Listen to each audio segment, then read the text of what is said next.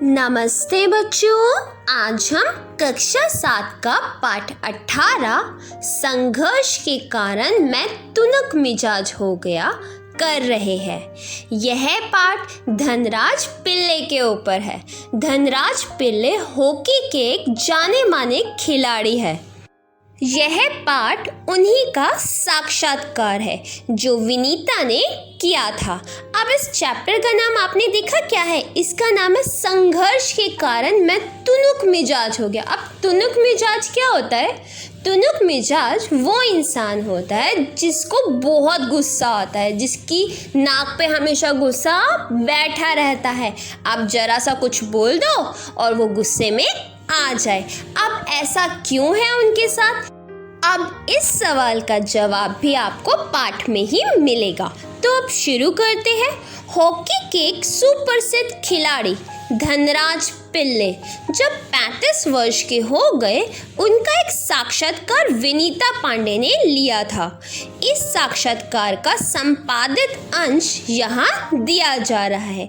Hockey के एक सुप्रसिद्ध खिलाड़ी है धनराज पिल्ले। जब वह 35 वर्ष के थे तब उनका साक्षात्कार विनीता पांडे ने लिया था। उसी का छपा हुआ इंटरव्यू का कुछ अंश यहाँ पर दिया गया है।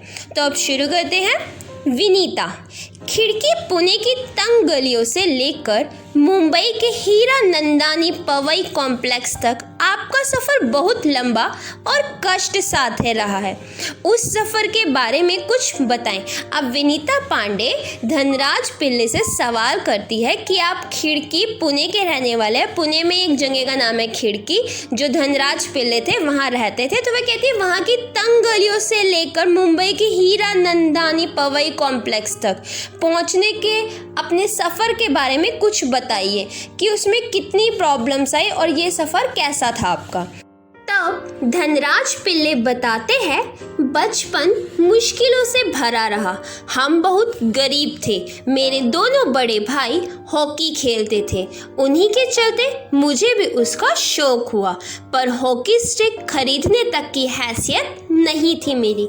अब यहाँ पे धनराज पिल्ले बता रहे कि उनका जो बचपन था बहुत ज़्यादा मुश्किलों से भरा था। वह बहुत गरीब परिवार से संबंध रखते थे। उनके दोनों भाई हॉकी खेलते थे, जिस कारण उन्हें भी हॉकी खेलना पसंद था।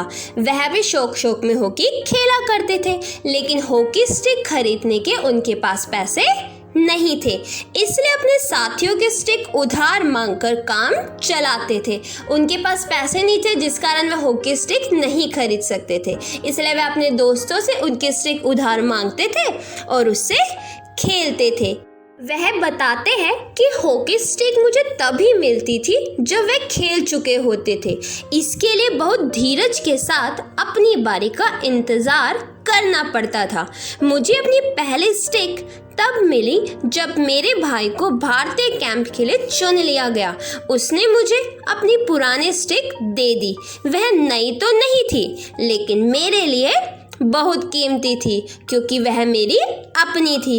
अब वह बताते हैं कि जब मेरे फ्रेंड उधार में मुझे अपनी स्टिक देते थे तो मुझे बहुत धीरज धर के उनके गेम ख़त्म होने का इंतज़ार करना पड़ता था कि जब उनकी बारी ख़त्म होगी तब मुझे खेलने का मौका मिलेगा। और इस काम के लिए बहुत ज़्यादा धीरज रखना पड़ता था, जो हर किसी के लिए आसान नहीं है। वह बताते हैं कि मेरी पहली स्टिक मुझे तब मिली जब मेरे जो बड़े भाई थे उनका भारतीय कैंप के लिए चुनाव हो गया, तो वहाँ उन्हें नई स्टिक मिल गई, इसलिए उन्होंने अपनी पुरानी स्टिक मुझे दे दी।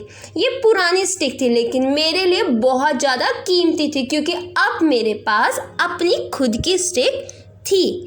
मैंने अपनी जूनियर राष्ट्रीय हॉकी सन 1985 में मणिपुर में खेली है। वह कहते हैं जो मैंने अपनी जूनियर राष्ट्रीय हॉकी की गेम खेली थी वो 1985 में मणिपुर में खेली थी। तब मैं सिर्फ 16 साल का था। उस समय उनकी आयु सिर्फ 16 वर्ष थी।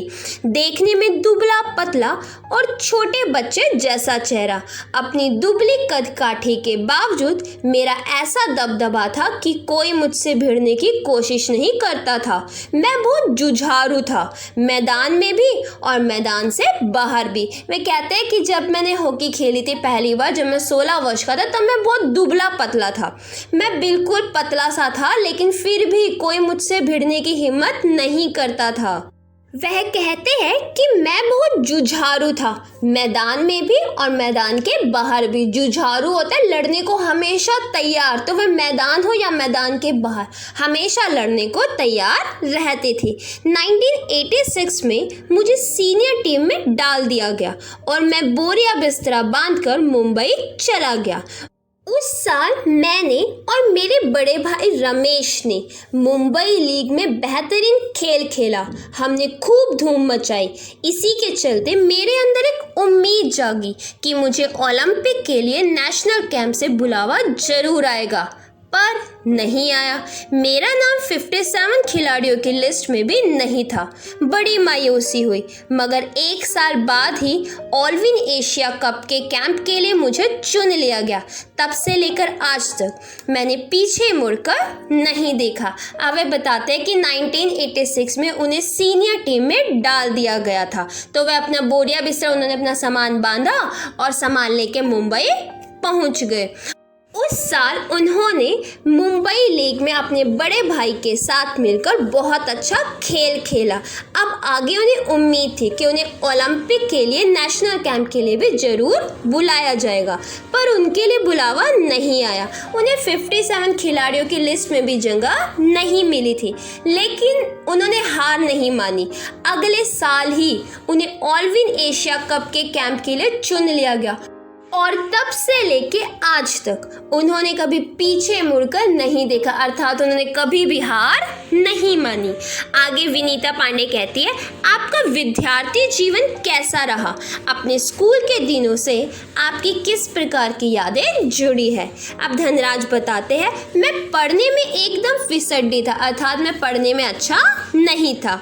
किसी तरह 10वीं तक पहुंचा, मगर उसके आगे तो मामला बहुत कठिन था। एक बात कहूँ, अगर मैं हॉकी खिलाड़ी ना होता तो शायद एक चपरासी की नौकरी भी मुझे ना मिलती। आज मैं बैचलर ऑफ साइंस या आर्ट्स भले ही ना हूँ, पर गर्व से कह सकता हूँ कि मैं बैचलर ऑफ हॉकी हूँ, हंसते हुए। और मेरी शादी के लिए आप मुझे मास्टर ऑफ हॉकी कह सकते हैं। अब वह बताते हैं धनराज पिल्ले कि मैं पढ़ने में बिल्कुल भी अच्छा नहीं था। मैं किसी तरह 10वीं में तो पहुँच गया, लेकिन इससे आगे का मामला, आगे पढ़ना बहुत ज़्यादा मुश्किल था। वह कहते हैं कि अगर मैं हॉकी में खिलाड़ी नहीं बन पाता तो आज के टाइम में शायद मैं एक चपरासी की नौकरी भी नहीं पा सकता था। वह फिर हंसते हुए कहते हैं कि मैंने बैचलर डिग्री आर्ट्स या साइंस में तो प्राप्त नहीं की, लेकिन आप मुझे बैचलर ऑफ हॉकी कह सकते हैं कि मैंने हॉकी में बैचलर डिग्री प्राप्त कर ली है। और मेरी शादी के लिए आप मुझे मास्टर ऑफ हॉकी भी कह सकते हैं। फिर विनीता पांडे पूछती है, आप इतने तुनक मिजाज क्यों है? कभी कभी आप आक्रामक भी हो जाते हैं। अब वह उससे पूछती है कि आप इतने तुनक मिजाज, इतने गुस्सैल क्यों हैं, और कभी कभी तो आप आक्रामक हो जाते हैं। तब धनराज बताते हैं, इस बात का संबंध मेरे बचपन से जुड़ा है। मैं हमेशा से ही अपने आप को बहुत असुरक्षित महसूस करता रहा। मैंने अपनी माँ को देखा है कि उन्हें हमारे पालन पोषण में कितना संघर्ष करना पड़ा है। मेरी तुनक मिजाजी के पीछे कई वजह है, लेकिन मैं बिना लाग लपेट वाला आदमी हूँ। मन में जो आता है सीधे सीधे कह डालता हूँ और बाद में कई बार पछताना भी पड़ता है। अब वे बताते हैं कि मेरे तुनक मिजाजी का कारण मेरे बचपन में छुपा हुआ है। मैं हमेशा से अपने आप को असुरक्षित महसूस करता था। वे कहते हैं, मैंने बचपन से अपनी माँ को देखा है कि उन्हें हमारे पालन पोषण में, हमें बड़ा करने में कितना ज़्यादा मेहनत करनी पड़ी, कितना ज़्यादा संघर्ष करना पड़ा है। वे कहते हैं कि मेरी तुनक मिजाजी के पीछे बहुत सारे कारण हैं, लेकिन मैं बिना लाग लपेट वाला आदमी हूँ। मेरे को चापलूसी करनी नहीं आती। मेरे जो मन में आता है मैं सीधी सीधी बात लोगों से कह दिया करता हूँ, जिसके कारण लोग बुरा मान जाते हैं और मुझे बाद में कई बार अपनी बात पे पछताना भी पड़ता है। मुझसे अपना गुस्सा रोका नहीं जाता। दूसरे लोगों को भी मुझे उकसाने में मज़ा आता है। मुझे ज़िंदगी में छोटी बड़ी चीज़ों के लिए जूझना पड़ा, जिससे मैं चिड़चिड़ा हो गया। साथ ही साथ मैं बहुत भावुक इंसान भी हूँ। मैं किसी को तकलीफ़ में नहीं देख सकता। मैं अपने दोस्तों और अपने परिवार की बहुत कद्र करता हूँ। मुझे अपनी गलतियों के लिए माफ़ी मांगने में कोई शर्म महसूस नहीं होती। यहाँ में बताते हैं कि उन्हें गुस्सा बहुत जल्दी आता है और वह अपने गुस्से को रोक नहीं पाते और उन्हें दूसरों को चिढ़ाने में भी मज़ा आता है। उन्हें अपनी ज़िंदगी में छोटी बड़ी बहुत सी चीज़ों के लिए बहुत मेहनत करनी पड़ी है, बहुत सब्र करना पड़ा है। उन्हें हर चीज़ आसानी से नहीं मिली, जिस कारण उनका स्वभाव धीरे धीरे चिड़चिड़ा होता चला गया और वह साथ में बहुत ज़्यादा भावुक इंसान भी है, बहुत ज़्यादा इमोशनल इंसान है। वह किसी को तकलीफ़ में नहीं देख सकते। वह कहते हैं कि मैं अपने दोस्तों और अपने परिवार सबकी ही कद्र करता हूँ, सबको ही बहुत ज़्यादा प्यार करता हूँ और मुझे अपनी गलतियों के लिए माफ़ी मांगने में भी किसी प्रकार की शर्म नहीं आती। अगर मैं गलती करता हूँ तो माफ़ी भी मांग लेता हूँ। फिर विनीता पूछती है, आपके परिवार की आपके लिए क्या अहमियत है? तब धनराज बताते हैं, सबसे अधिक प्रेरणा मुझे अपनी माँ से मिली। उन्होंने हम सब भाई बहनों में अच्छे संस्कार डालने की कोशिश की।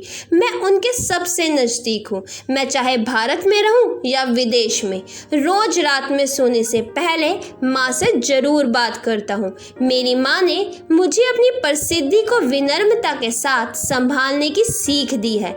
मेरी सबसे बड़ी भाभी कविता भी मेरे लिए माँ की तरह है और वह भी मेरे लिए प्रेरणा स्रोत रही है।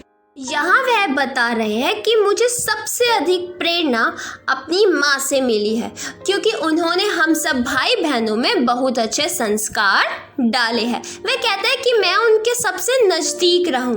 मैं चाहे भारत में रहूं चाहे विदेश में, लेकिन रोज रात को सोने से पहले मैं अपनी माँ से बात जरूर करता हूँ।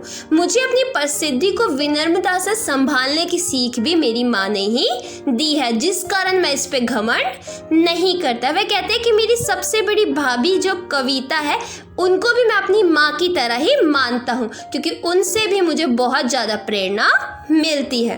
फिर विनीता पूछती है, आपने सबसे पहले कृत्रिम घास एस्ट्रोटर्फ पर हॉकी कब खेली? बच्चों, कृत्रिम घास होती है नकली घास। तो यहाँ पे विनीता उनसे पूछती है कि आपने सबसे पहले नकली घास पर हॉकी कब खेली थी? तब धनराज बताते हैं, मैंने सबसे पहले कृत्रिम घास तब देखी जब राष्ट्रीय खेलों में भाग लेने 1988 में नई दिल्ली आया।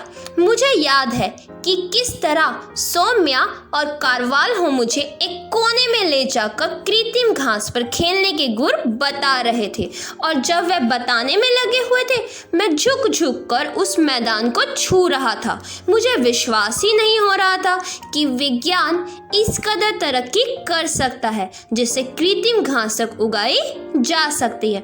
अब धनराज यहाँ बता रहे हैं कि उन्होंने सबसे पहले कृत्रिम घास देखी थी दिल्ली में, जब वह राष्ट्रीय खेल में भाग लेने 1988 में दिल्ली गए थे। वे कहते हैं, मुझे याद है जब सौम्या कारवाल हो मुझे एक कोने में ले जाकर कृत्रिम घास पे खेलना सिखा रहे थे, तब मैं बार बार झुक झुक कर ना घास को छूकर देख रहा था कि हमारी जो साइंस ने कितनी तरक्की कर ली, कि कृत्रिम घास भी अब उगाई जाने लगी है। तब विनीता पूछती है, हर युवक का यह सपना होता है कि उसके पास एक कार हो। आपके पास अपनी कार कब आई? धनराज बताते हैं, मेरी पहली कार एक सेकंड हैंड अरमाड़ा थी जो मुझे मेरे पहले के एम्प्लॉयर ने दी थी। तब तक मैं काफ़ी नामी खिलाड़ी बन चुका था, मगर यह कोई ज़रूरी नहीं कि शोहरत पैसा साथ लेकर आए। मैं तब भी मुंबई की लोकल ट्रेनों और बसों में सफ़र करता था, क्योंकि टैक्सी में चढ़ने की हैसियत मुझ में नहीं थी। मुझे याद है एक बार किसी फोटोग्राफर ने एक भीड़ से भरे रेलवे स्टेशन पर मेरी तस्वीर खींचकर अगली सुबह अखबार में यह खबर छाप दी कि हॉकी का सितारा पिल्ले अभी भी मुंबई की लोकल ट्रेनों में सफ़र करता है। उस दिन मैंने महसूस किया कि मैं एक मशहूर चेहरा बन चुका हूँ और मुझे लोकल ट्रेनों में सफ़र करने से बचना चाहिए। लेकिन मैं कर ही क्या सकता था। मैं जो भी थोड़ा बहुत कमाता उससे अपना परिवार चलाना पड़ता था। धीरे धीरे पैसे जमा करके बहन की शादी की और अपनी माँ के लिए हर महीने पुणे पैसा भेजना शुरू किया। आज मेरे पास एक फोर्ड आइकॉन है जिसे मैंने सन 2000 में खरीदा था, मगर वह किसी कॉरपोरेट हाउस का दिया हुआ तोहफा नहीं है, बल्कि मेरी मेहनत की गाड़ी कमाई से खरीदी हुई कार है। अब धनराज पिल्ले यहाँ बता रहे हैं कि उनकी जो पहली कार थी वह थी हैंड आर्माडा, और ये भी उनके एक पुराने एम्प्लॉय ने, जो उनके सीनियर एम्प्लॉय थे, उन्होंने इसे गिफ्ट दी थी। वे बताते हैं कि मैं बहुत ज़्यादा फेमस खिलाड़ी हो गया था, लेकिन यह जरूरी नहीं है कि शोहरत अपने साथ पैसा भी लाए। वह फेमस तो हो गए थे, लेकिन उनके पास इतना पैसा अभी भी नहीं था। वह मुंबई की लोकल ट्रेनों में सफ़र किया करते थे। वह बताते हैं कि एक बार ऐसा हुआ, मैं मुंबई की लोकल ट्रेन में सफ़र कर रहा था, तो वहाँ एक फ़ोटोग्राफर ने मेरी फ़ोटो खींच ली और उसे अगले दिन अखबार में छाप दिया कि हॉकी का सितारा आज भी लोकल ट्रेन में सफ़र कर रहा है। वह कहते तब मुझे महसूस हुआ कि मुझे अब लोकल ट्रेन में सफ़र नहीं करना चाहिए, लेकिन मेरे पास इतना पैसा ही नहीं था कि मैं टैक्सी में चला जाया करूं, इसलिए मुझे मजबूरन ट्रेनों में ही सफ़र करना पड़ता था। वे कहते जब थोड़ा बहुत पैसा मैं कमाने लगा तो उससे मैंने अपना परिवार चलाना शुरू किया। उन्हीं पैसों को इकट्ठा करके मैंने अपनी बहन की शादी की। उसके बाद मैं हर महीने अपनी माँ को पुणे में पैसे भी भेजा करता था। वे कहते मेरे पास अब एक फोर्ड आइकॉन है जिसे मैंने 2000 में ख़रीदा था, लेकिन ये जो कार है ये मैंने अपने पैसों से खुद खरीदी है, किसी ने मुझे गिफ्ट नहीं की। फिर विनीता पूछती है सफलता का आपके लिए क्या महत्व है? हॉकी को आपने इतना कुछ दिया, इसके बदले आपको क्या मिला? तब धनराज बताते हैं कुछ रुपए इनाम में मिले थे, मगर आज खिलाड़ियों को जितना मिलता है उसके मुकाबले में पहले कुछ नहीं मिलता था। मेरी पहली जिम्मेदारी थी परिवार से आर्थिक तंगी को दूर करना और उन सबको एक बेहतर जिंदगी देना। विदेश में जाकर खेलने में जो कमाई हुई उससे मैंने 1964 में पुणे के भाऊ पाटिल रोड पर 2 बेडरूम का एक छोटा सा फ्लैट खरीदा। घर छोटा जरूर है पर हम सबके लिए काफ़ी है। 1999 में महाराष्ट्र सरकार ने मुझे पवई में एक फ्लैट दिया। वह ऐसा घर है जिसे खरीदने की मेरी खुद की हैसियत कभी नहीं हो पाती। अब जब विनीता उनसे पूछती है कि सफलता का आपकी ज़िंदगी में क्या महत्व है और हॉकी से आपको क्या मिला, आपको इससे क्या फ़ायदा हुआ, तब वे बताते हैं कि हॉकी खेलने वाले खिलाड़ियों को उस समय जो पैसे मिलते थे वह आज जितना खिलाड़ियों को मिलता है उसके मुकाबले कुछ भी नहीं था। उस समय हमें इसी में गुजारा करना पड़ता था और उस समय मेरी सबसे बड़ी जिम्मेदारी थी अपने परिवार का भरण पोषण करना, उनकी पैसों की तंगी को, आर्थिक तंगी को दूर करना। मैं जब भी विदेशों में खेलने के लिए जाता था तो वहाँ से जो भी पैसा आता था उसे मैं अपने घर में लगाता था। वह कहते हैं 1964 में मैंने पुणे के भाऊ पाटिल रोड पर 2 बेडरूम का एक छोटा सा फ्लैट खरीदा। वह छोटा था लेकिन हमारे परिवार के लिए काफ़ी था। फिर वे बताते हैं कि 1999 में महाराष्ट्र सरकार ने मुझे पवई में एक फ़्लैट दिया। ये फ्लैट बड़ा था और इसे खरीदने की मेरी खुद की हैसियत बिल्कुल भी नहीं थी। वह सब कुछ बातें ना साफ साफ बोल देते जो उनके मन में आता है। अब विनीता पांडे उनसे दोबारा सवाल पूछती है कि सेलिब्रिटीज़ के साथ एक ही मंच पे बैठना कैसा लगता है? तब धनराज पिल्ले बताते हैं बहुत अच्छा। जब हम राष्ट्रपति से मिले तब यह महसूस हुआ कि हम कितने खास है। हॉकी ही है जिसके चलते हर जगह प्रतिष्ठा मिली। वह बताते हैं कि सेलिब्रिटीज़ के साथ बैठना बहुत अच्छा लगता है। वह जब पहली बार राष्ट्रपति से मिले तब उन्हें महसूस हुआ कि हॉकी कितनी अच्छी गेम है। इसी के कारण आज उन्हें इतनी प्रतिष्ठा मिली है कि वह राष्ट्रपति तक से मिल पाए। तो बच्चा ये पार्ट यहीं पे ख़त्म होता है। उम्मीद है आप सबको समझ आया होगा। वीडियो पसंद आए तो लाइक करना और चैनल को सब्सक्राइब करना मत भूलना। धन्यवाद।